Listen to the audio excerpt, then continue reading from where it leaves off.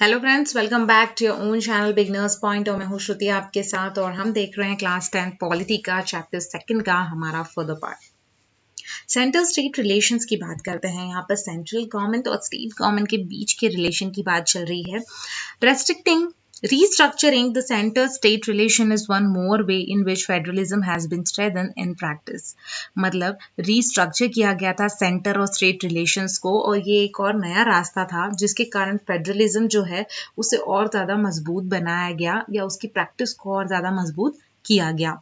How the constitutional arrangements for sharing power work in reality.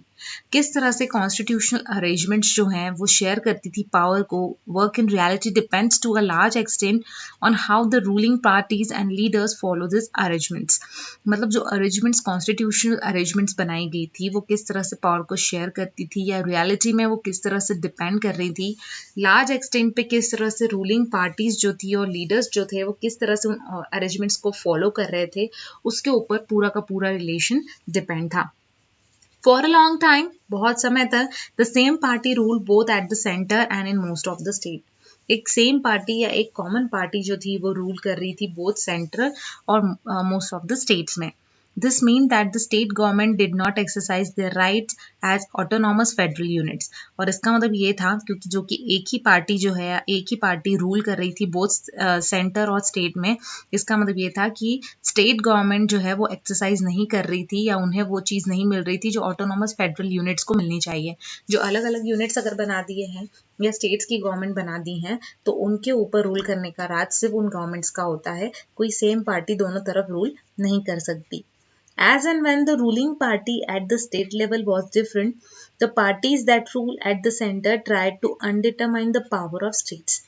जब जब जब से जो रूलिंग पार्टीज थी पर्टिकुलर स्टेट लेवल की वो डिफरेंट हो गई, मतलब स्टेट लेवल पे अलग पार्टी काम करेगी और सेंटर लेवल पे अलग करेगी। तो जो पार्टीज जो सेंटर पे ट्राइड थी या सेंट्रल गवर्नमेंट या सेंट्रल पार्टीज जो थी, सेंटर के लिए जो पार्टीज बनाई गई थी वो लोग अंडरमाइन कर रही थी पावर को स्टेट्स के। In those days the central government would often misuse the constitution. और उस समय में सेंट्रल गवर्नमेंट जो है वो बहुत बार मिसयूज करती थी कॉन्स्टिट्यूशन का, ताकि डिसमिस कर सके स्टेट गवर्नमेंट को जो कंट्रोल कर रही है राइवल पार्टीज। क्योंकि क्या होता था कि सेंट्रल गवर्नमेंट कोई और पार्टी देख रही है, स्टेट गवर्नमेंट उस पर्टिकुलर स्टेट की कोई पार्टी है जो देख रही है। तो उस समय में एक तरह से सेंटर और स्टेट गवर्नमेंट की जो पार्टीज थी एक दूसरे के राइवलरीज होते थे या फिर दुश्मन होते थे।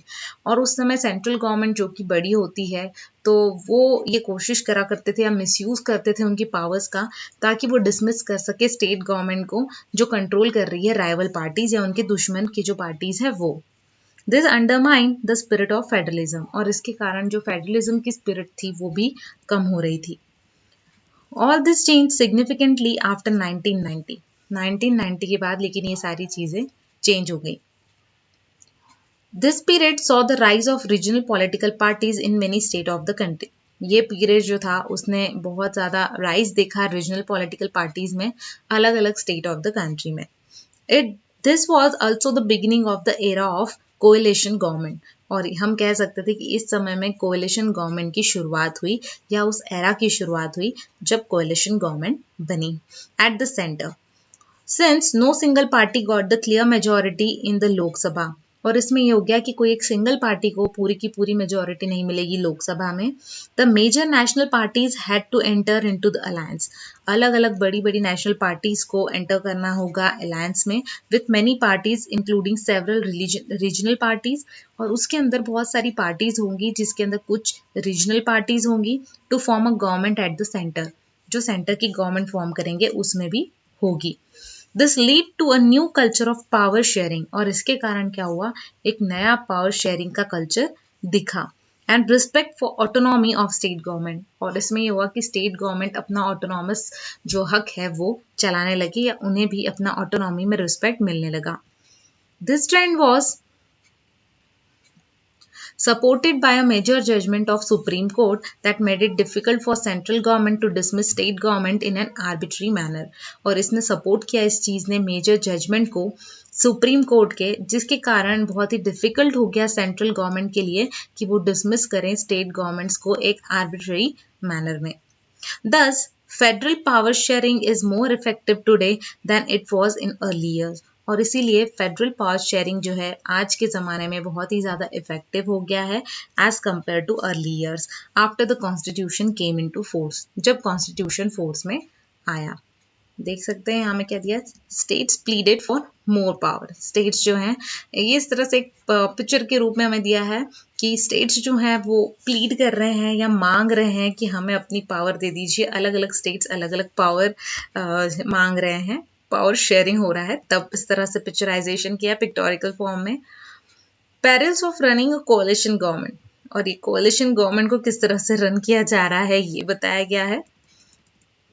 Here are two cartoons showing the relationship between center and states. दो कार्टून्स हैं जो शो कर रहे हैं सेंटर और स्टेट्स की रिलेशनशिप को। Should the state go to the center with a begging bowl? Begging bowl के लिए जो स्टेट है वो सेंट्रल के पास जाएगा कि भैया मुझे अपना पावर दे दीजिए। How can the leader of कोalition keep the partners of government satisfy? और किस तरह से जो लीडर्स है कोalition के वो अपने पार्टनर्स को गवर्नमेंट को पार्टनर्स जो है गवर्नमेंट के उन्हें सेटिस्फाई करते हैं। एक चीज यहाँ दी है लिंग्विस्टिक डाइवर्सिटी ऑफ इंडिया, जिसे हम देखेंगे। How many languages do we have in India?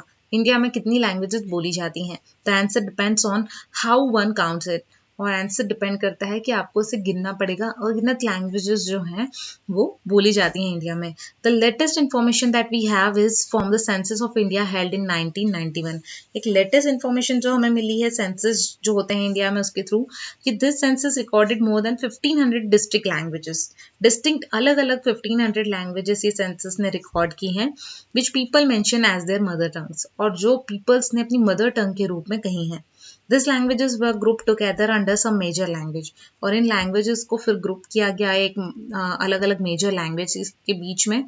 For example language जैसे कि भोजपुरी, मगधी, बुंदेलखंडी, छत्तीसगढ़ी, राजस्थानी, भीली और अदर्स जो है उन्हें ग्रुप किया गया था हिंदी लैंग्वेज के अंडर में। इवन आफ्टर दिस ग्रुपिंग, मतलब इस ग्रुपिंग के बाद भी सेंसस ने देखा कि 114 मेजर लैंग्वेजेस बन गई हैं। Of this 22 languages are now included in 8th schedule of Indian constitution, और इनमें से 22 लैंग्वेजेस को इंक्लूड कर लिया गया है 8th शेड्यूल जो है इंडियन कॉन्स्टिट्यूशन का उसमें, और इसीलिए इन्हें शेड्यूल लैंग्वेज बोला गया है। Others are called non schedule language, और अदर्स को नॉन शेड्यूल बोला गया है। जैसे कि हमने इसके पहले वाले इसमें देखा था कि हमें बोला था हिंदी के अलावा 21 अदर लैंग्वेजेस हैं, जिसमें कोई भी गवर्नमेंट की अगर आप एग्जामिनेशन दे रहे हैं कैंडिडेट, तो वो एग्जामिनेशन वो उन 21 लैंग्वेजेस में से भी दे सकते हैं, साथ में हिंदी भी। तो ये मिलाकर 22 लैंग्वेजेस को उन्होंने इंक्लूड किया था शेड्यूल लैंग्वेज में। अदर जितनी लैंग्वेज थी वो सारी नॉन शेड्यूल लैंग्वेजेस में काउंट होती थी। इन टर्म्स ऑफ लैंग्वेजेस, अगर लैंग्वेजेस की बात करें तो India is perhaps the most diverse country in the world. India को ही माना जाएगा कि ये डाइवर्स कंट्री है जिसमें मोर देन कह सकते हैं कि इतनी 114 मेजर लैंग्वेजेस बोली जाती हैं। Look at the enclose table, जो एक टेबल आपको दिया गया है उसे देखना है, जो क्लियर करता है that no one language is the mother tongue of the majority of our population. मतलब इसमें से कोई भी हम लैंग्वेज को ऐसा नहीं ले सकते कि मदर टंग हो मेजोरिटी ऑफ पॉपुलेशन के साथ में। लार्जेस्ट लैंग्वेज हिंदी जो है वो मदर टंग है ओनली 40% ऑफ इंडियंस की। If we add to that all those who knew Hindi as their second or third language, the total number was still less than 50%. और अगर हम इसमें ऐसे लोग जोड़ लें जिन्हें जो हिंदी को सेकेंड या थर्ड लैंग्वेज मानते हैं, अपनी लैंग्वेज के बाद सेकेंड या थर्ड लैंग्वेज को मानते हैं, तो भी हमारा जो नंबर है वो सिर्फ 50% होता है। मतलब ऐसे 50% लोग ही हैं, मतलब अदर 50% ऐसे हैं जिनके इसमें फर्स्ट सेकेंड या थर्ड लैंग्वेज पे हिंदी आती ही नहीं है, उनकी इतनी अपनी लैंग्वेजेस हैं। As for English, only 0.02% Indians recorded it as a mother tongue.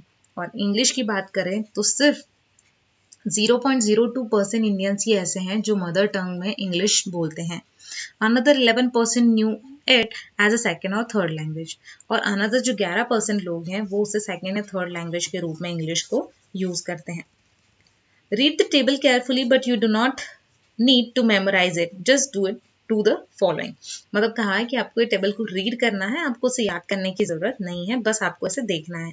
Make a बार और pie chart on the basis of this information, आपको ये एक्टिविटी करने के लिए दी हुई है। आप देख सकते हैं शेड्यूल लैंग्वेजेस हैं इंडिया की, मतलब 21 या 22 लैंग्वेजेस दी होंगी इसमें।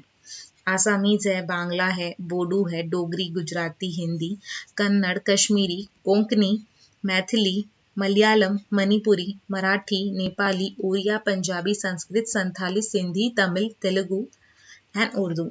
ये सारी लैंग्वेजेस हैं और जो परसेंट के हिसाब से बोलेंगे कि इतने परसेंट लोग इस लैंग्वेज को बोलते हैं इंडिया में।